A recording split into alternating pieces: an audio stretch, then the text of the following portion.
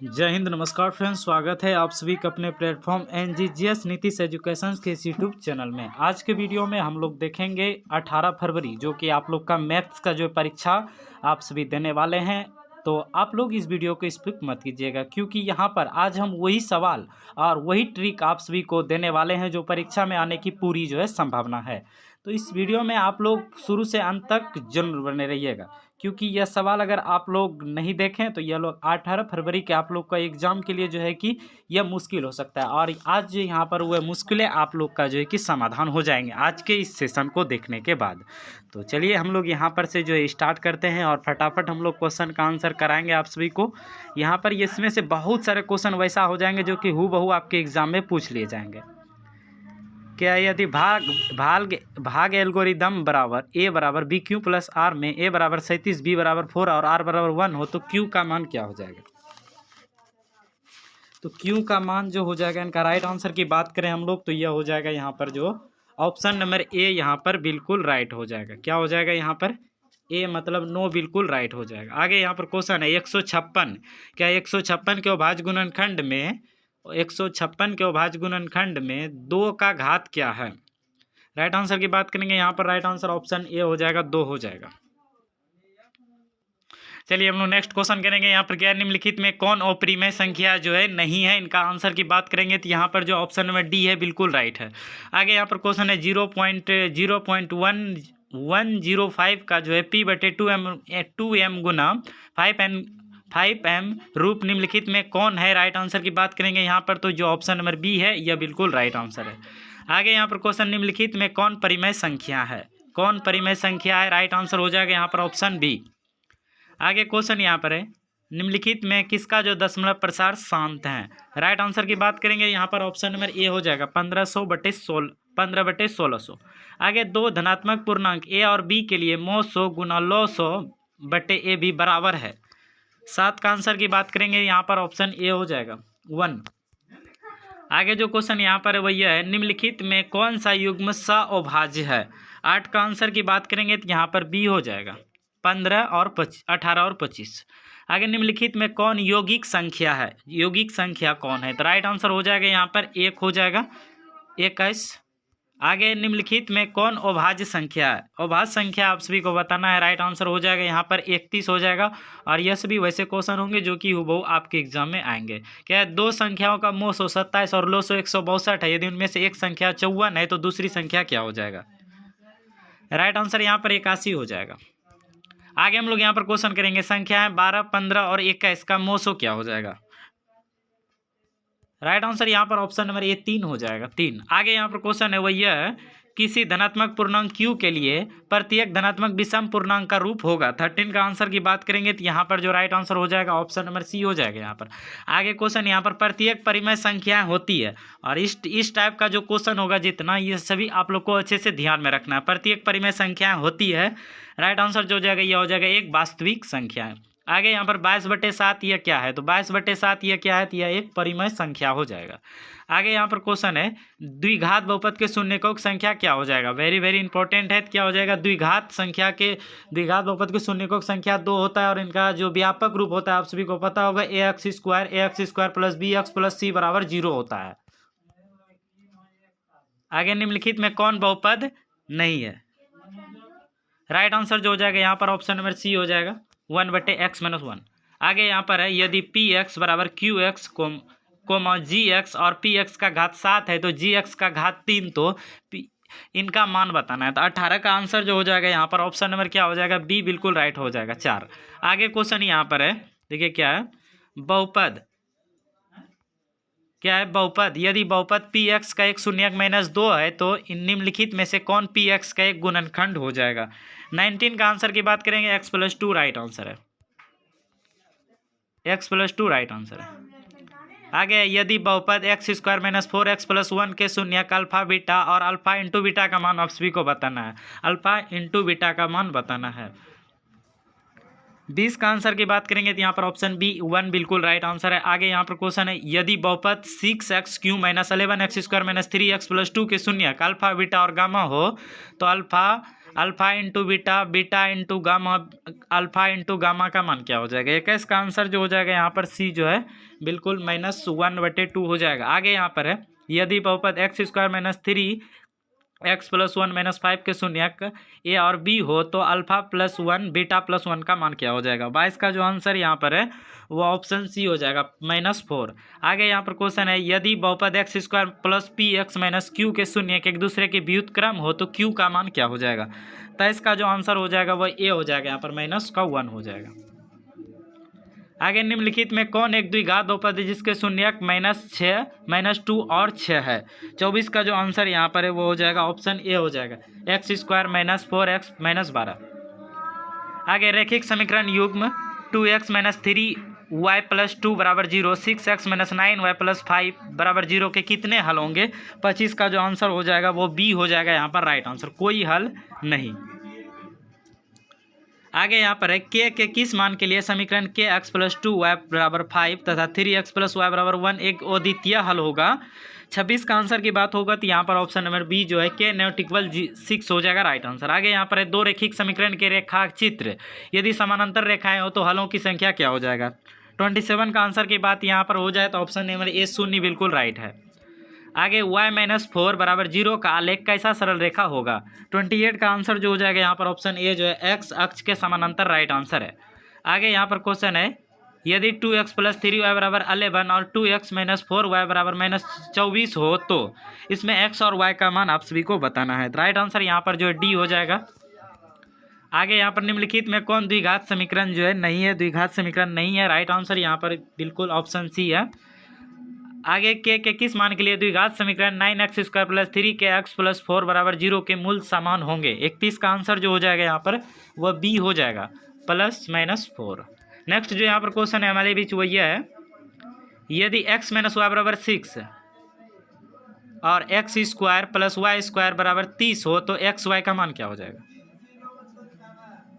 32 का जो आंसर हो जाएगा वह डी हो जाएगा, +-3 हो जाएगा। आगे द्विघात समीकरण y² + 3y - 18 के मूल होंगे? 33 का जो आंसर हो जाएगा वो ऑप्शन ए हो जाएगा, -6, 3। आगे द्विघात समीकरण x² + 5x x² + x + 5 = 0 के मूल की प्रकृति क्या हो जाएगा? तो 34 का आंसर जो हो जाएगा वो सी हो जाएगा, अवास्तविक। आगे क्वेश्चन यहाँ पर है निम्नलिखित में कौन जो है समांतर श्रेणी नहीं है? 35 का जो आंसर हो जाएगा वह डी हो जाएगा यहाँ पर। आगे क्वेश्चन है किसी समांतर श्रेणी का nवां पद 5 - 3n हो तो इसका सार्वंतर क्या हो जाएगा? 36 का जो आंसर वो बी हो जाएगा यहाँ पर -3। आगे 21, 18, 15 डैश का कौन सा पद जो है शून्य होगा? 37 का आंसर जो यहाँ पर हो जाएगा 8वां पद राइट आंसर है। आगे समांतर श्रेणी √7, √28, √63 डैश का चौथा पद क्या हो जाएगा? 38 का आंसर की बात करें यहाँ पर डी हो जाएगा, √112। आगे है यदि 2/3, a, 2 किसी समांतर श्रेणी के 3 क्रमागत पद है तो a का मान क्या हो जाएगा? a का मान जो हो जाएगा वह 4/3 हो जाएगा। आगे क्वेश्चन यहाँ पर है यदि समांतर श्रेणी का प्रथम पद a और सार्वंतर d हो तो इनका nवां पद क्या हो जाएगा? तो हो जाएगा a + n - 1 × d, option A. आगे यहाँ पर क्वेश्चन है युगपद रेखिक समीकरण के निकाय a1x + b1y = c1, a2x + b2y = c2 के अनगिनत हल प्राप्त होंगे। अनगिनत हल प्राप्त होने के शर्त आप सभी को बताना है, तो यहाँ पर ऑप्शन नंबर डी जो है बिल्कुल सही है। आगे क्वेश्चन हम लोग यहाँ पर करते हैं एक सम चतुर्भुज के विकर्ण 6 सेमी और 8 सेमी है तो इनकी प्रत्येक भुजा निम्नलिखित में बराबर हो जाएगा, तो 44 का जो आंसर है वो सी हो जाएगा, 5 सेमी। आगे क्वेश्चन यहाँ पर है दो समरूप त्रिभुज ABC और PQR के परिमाप क्रमशः 36 सेमी और 24 सेमी है, यदि PQ = 10 सेमी हो तो AB का मान क्या हो जाएगा? 45 का जो आंसर हो जाएगा 45 का वो ऑप्शन नंबर यहाँ पर बी हो जाएगा, 15 सेमी। आगे है एक समबाहु त्रिभुज का क्षेत्रफल 4√3 सेमी स्क्वायर है तो इसकी परिमिति क्या हो जाएगा? 46 का आंसर जो यहाँ पर बी हो जाएगा, 12 सेमी। आगे 12 सेमी त्रिज्या वाले अर्धवृत्त की कुल परिमिति होगी 47 का आंसर जो हो जाएगा यहाँ पर ऑप्शन नंबर बी जो है 5 + 2 × 12 सेमी हो जाएगा। आगे एक वृत्ताकार वलय की बाहरी एवं भीतरी त्रिज्या है क्रम से आर एवं आर हो तो वलय का क्षेत्रफल आप सभी को बताना है। वलय का क्षेत्रफल बराबर क्या होता है, तो इनका जो सूत्र होता है pi r square minus r square. आगे यहाँ पर क्वेश्चन है, किसी वृत्त के केंद्र से 8 सेमी लंबी जीवा की न्यूनतम दूरी 3 सेमी हो तो वृत्त का व्यास क्या हो जाएगा। 49 का आंसर की बात होगा तो यहाँ पर ऑप्शन नंबर डी जो है सी 10 सेमी बिल्कुल राइट है। आगे क्वेश्चन है, दो वृत्त के क्षेत्रफल का अनुपात 9:4 है तो इनकी परिधियों का अनुपात क्या हो जाएगा। यह क्वेश्चन पे आप लोग को पूरा फोकस होना चाहिए। 3:2 हो जाएगा।